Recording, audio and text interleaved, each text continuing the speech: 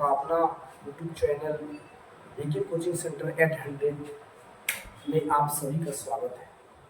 आज हम लोग जैसे पिछला टॉपिक हम लोग पढ़े थे 9th क्लास का, 2 चैप्टर पढ़े थे हमारे आसपास के शुद्ध पदार्थ। अब आज हम लोग अणु, परमाणु और आयन के बारे में पढ़ेंगे।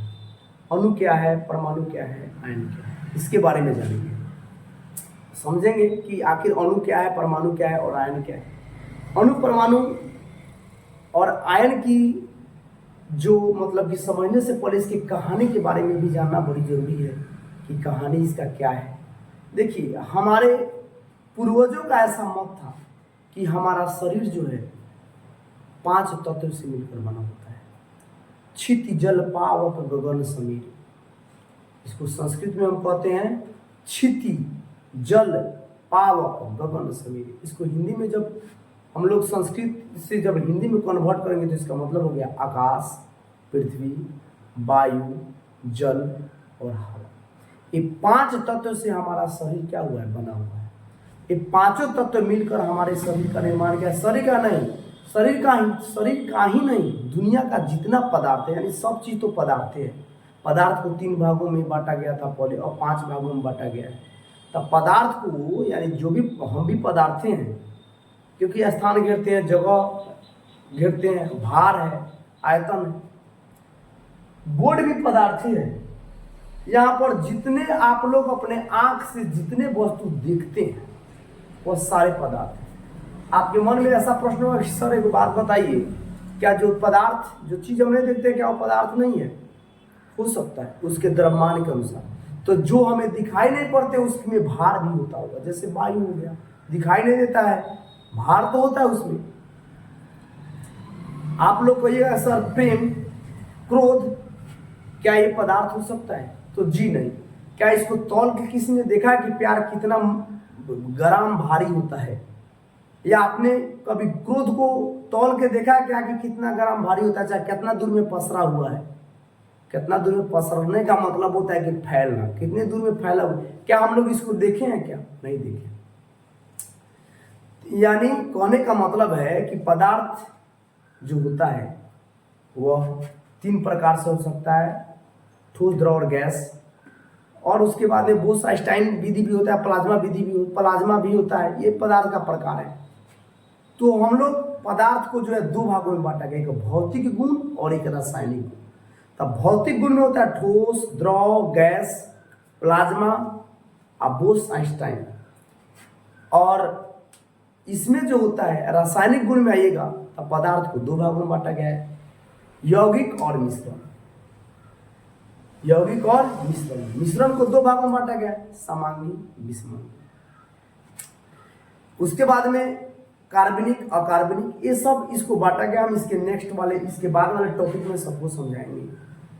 पहले हम लोग अणु, परमाणु की कहानी समझ लेते हैं। परमाणु क्या है? तो परमाणु को पहले ऐसा कहा जाता था कि परमाणु जो है कभी भी विभाजित हो ही नहीं सकता है। लेकिन हमारे वैज्ञानिक महोदय ने क्या किया, उसको भी विभाजित कर दिया। तो देखिए, नियम बहुत सारे बनते हैं और समय के अनुसार हर नियम क्या होता है उसका प्रयोग होता रहता है, विज्ञान प्रयोग करता रहता है। जैसे विज्ञान जो होता है, दुनिया में आप जो भी चीज सोचते हैं, विज्ञान का ऐसा मत है कि दुनिया में आप जो भी चीज सोचते हैं वो पृथ्वी पर या इस ब्रह्मांड में वो कहीं ना कहीं मौजूद है। तो कहने का मतलब ये है कि ये जो पदार्थ है वो हर प्रकार से, माने जितने भी पदार्थ हैं सब में अणु और परमाणु होता है। विज्ञान में जाइएगा तो विज्ञान कुछ और बताता है, लेकिन कहीं ना कहीं सबका क्या होता है, निचोड़ मतलब कि रसायन पर ही आके टिकता है।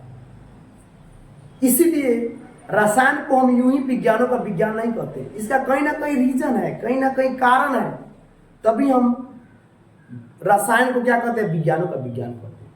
तो आइए थोड़ा सा इस कहानी के बारे में जानते हैं कि कोई भी, जैसे देखिए 1 मिनट और मैं एक बात बता दूं कि जैसे कोई नियम बनता है, मान लीजिए कि सबसे पहले साइकिल बना होगा। हम आप लोग को उस फिगर, जो हमारे पास एनसाइक्लोपीडिया है, हम ला के आप लोग को दिखाएंगे कि पहले साइकिल का डिजाइन ही कुछ अलग ढंग का था। आप लोग देखिएगा तो हंस पड़ेगा कि भाई ऐसा साइकिल है। वो भी छोड़ दीजिए, हम लोग कभी जीवन में नहीं सोचे थे, कोई ज्यादा दिन तो हुआ नहीं, हम लोग जब 7वां 8वां 9वां 10वां में पढ़ते थे तो हम लोग को ये कभी सोचे नहीं थे कि मोबाइल भी होता होगा। हम लोग सोचते थे कि हम लोग यहाँ से बैठ के, और काश कोई ऐसा चीज होता कि यहाँ से बैठ के कहीं पटना बात कर लेते, दिल्ली बात कर लेते। तो हम लोग सोचते थे कि ऐसा कोई चीज आता, आज है। आज आप लोग के पास मोबाइल है, और आने वाले समय में ऐसा जब 6G 7G जब आएगा तो आप लोग को लगेगा कि हमारे पास बैठ के जिससे भी बात करना वो बैठ के आपके पास बात करेगा। आजकल तो फेस टू फेस बात हो रहा है, यानी वीडियो कॉलिंग के द्वारा। तो उस समय जो था हम लोग को नोकिया सेट चलाते थे, तो नोकिया सेट चलाते थे। आज देख रहे हैं एंड्रॉयड सेट लोग चला रहे हैं, वही लगता था कि वाह बहुत बड़ा मोबाइल है। लेकिन समय के अनुसार हर चीज में बदलाव होता है। इसका मतलब ये नहीं कि जो पहले नोकिया बनाया, चाहे जो भी मतलब कि कोई मोबाइल छोटा सा बनाया है, इसका मतलब ये नहीं कि हम अगर उससे बेहतर बना लिए तो वो गलत है। वो गलत नहीं है। आज आप लोग आवर्त सारणी पदार्थ का ही एक प्रकार का मतलब कि रूप है, पदार्थ का एक प्रकार गुण है कि वो जैसे कि तत्व यौगिक जो होते हैं, तत्व जो होते हैं, एलिमेंट जो होते हैं, उसको पहले कई वैज्ञानिक आए, वो भी छोड़ दीजिए, इसको भी छोड़िए। इससे भी एक और आप लोग जान सकते हैं, देख सकते हैं, समझ सकते हैं कि जैसे MKS सिस्टम आया, FGS सिस्टम आया। अब पूछेगा सर MKS सिस्टम क्या है? तो तौलने की, मापने की और समय की बताने की ये क्या है? एक प्रकार की मतलब कि एक सिस्टम था। तो मीटर, सेकेंड, किलो, इसको हम लोग क्या करते थे, मापने की हमारे वैज्ञानिक ने क्या किए, बनाए, एक सिस्टम बनाए। लेकिन लास्ट में गलत होता गया, माने संख्या बढ़ती गई, उसका मतलब कि उपयोग सक्षम जो था नहीं था, इसलिए नया सिस्टम आया, उससे नया सिस्टम आया, उससे नया सिस्टम आया। आज वह सिस्टम हो गया SI सिस्टम। उसी प्रकार तत्वों को सजाने के भी सिस्टम आई।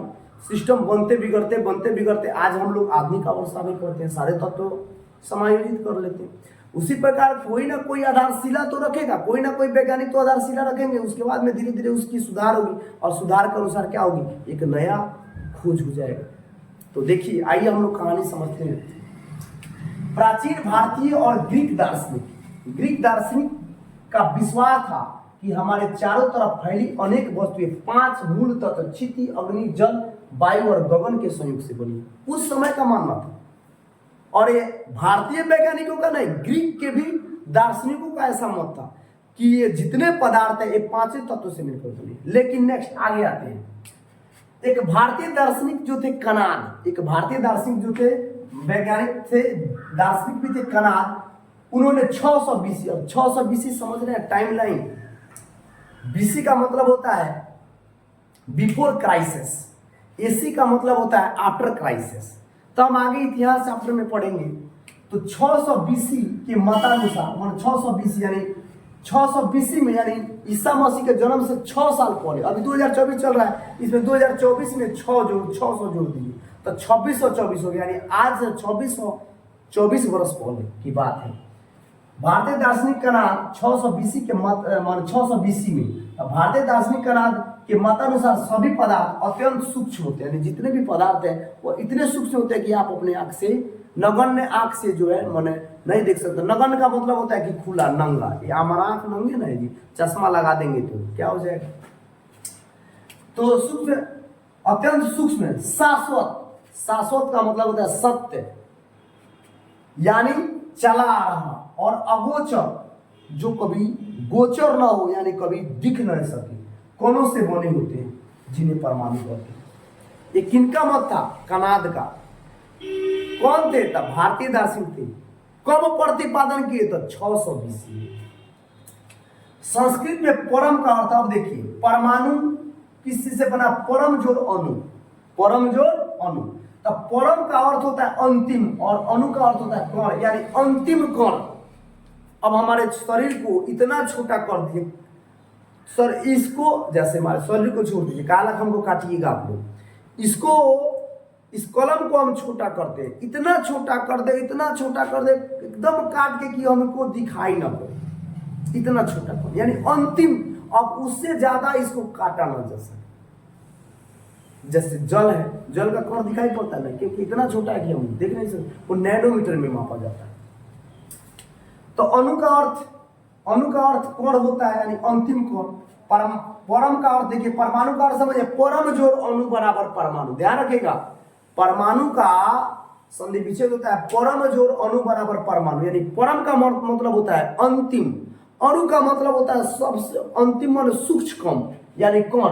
तो अंतिम कण देखिए, जैसे आप लोग देखिए होइएगा, सबसे ऊंचा पोस्ट राष्ट्रपति का होता है, राष्ट्रपति के बाद प्रधानमंत्री, प्रधानमंत्री के बाद सांसद, सांसद के बाद आइएगा तो मुख्यमंत्री, विधायक, मैंने सबका होता है मुख्यमंत्री, विधायक, विधायक के बाद क्या होता है, सांसद से भरा होता है इसे मुख्यमंत्री। लेकिन हम बता रहे हैं मैंने जब आपका केंद्र से बढ़ के अब आ गया है कहां पर, राज्य में। चाहे इसको भी छोड़िए, एक और उदाहरण हम लोग लेते हैं। पूरे दुनिया को पृथ्वी कहते हैं, पूरे दुनिया जिस पर बसी हुई है उसको पृथ्वी कहते हैं। पृथ्वी जो कितने भागों में बांटा गया, महादेश में बांटा गया है, 5 महादेश है। महादेश जो है क्या चीज से मिलकर बना है, तो भाई देश से मिलकर बना होता है। देश किस चीज से मिलकर बना होता है, तो राज्य से मिलकर बना होता है।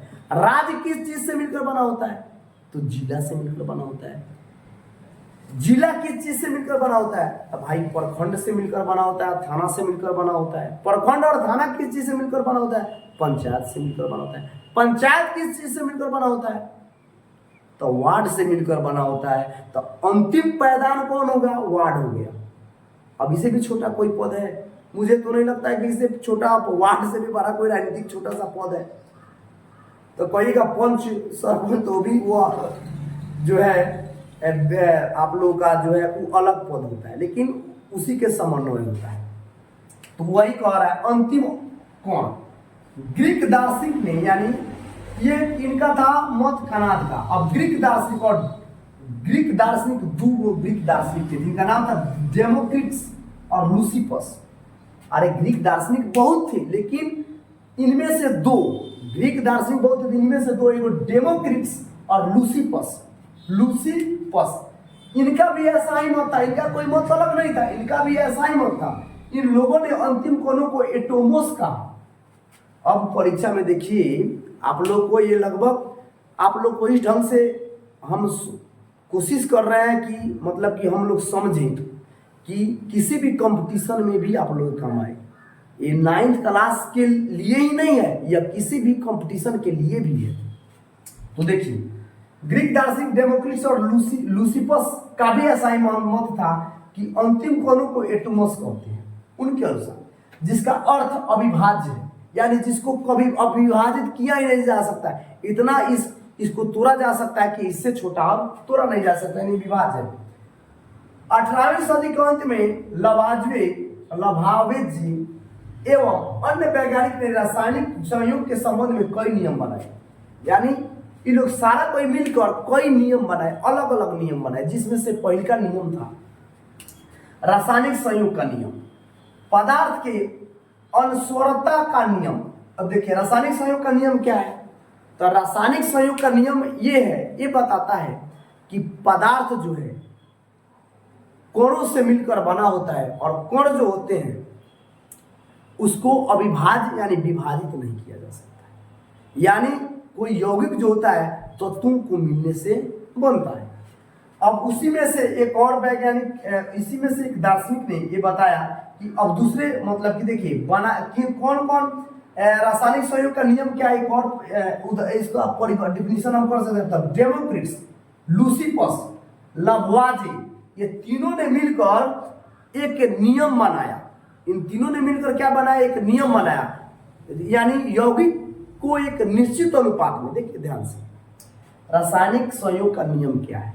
तो देखिए एक बार फिर से समझिए, डेमोक्रिटस लूसिफस और लावोइजे, ये तीनों ने मिलकर एक नियम बनाया, एक निश्चित नियम बनाया कि यौगिक का एक निश्चित नियम पर बनेगा, और जो निश्चित नियम पर नहीं बनेगा वो भी समय में चल जाए, जैसे खून हो गया। तो देखिए बनाया, यह कब बनाए थे?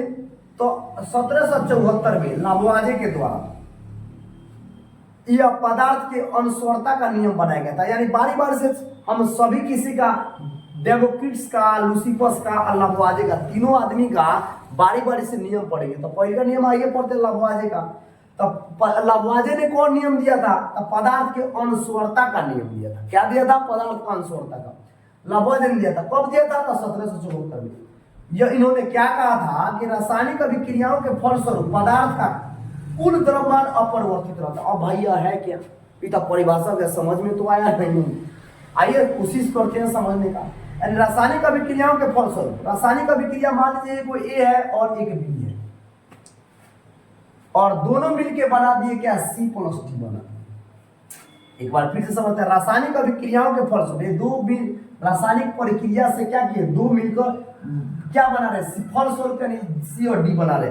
तब पदार्थों का कुल द्रव्यमान, यानी जितना द्रव्यमान है उतना ही द्रव्यमान होता है।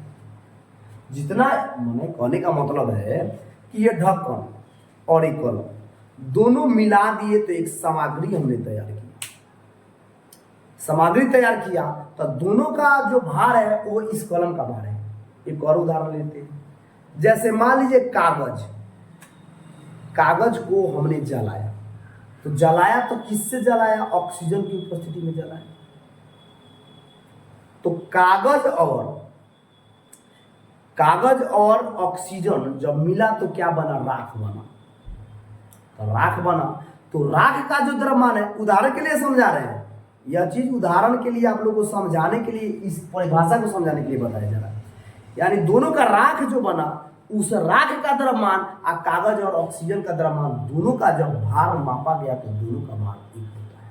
यही हम कहना चाहते हैं लावोइजे। क्या कहना चाहते हैं?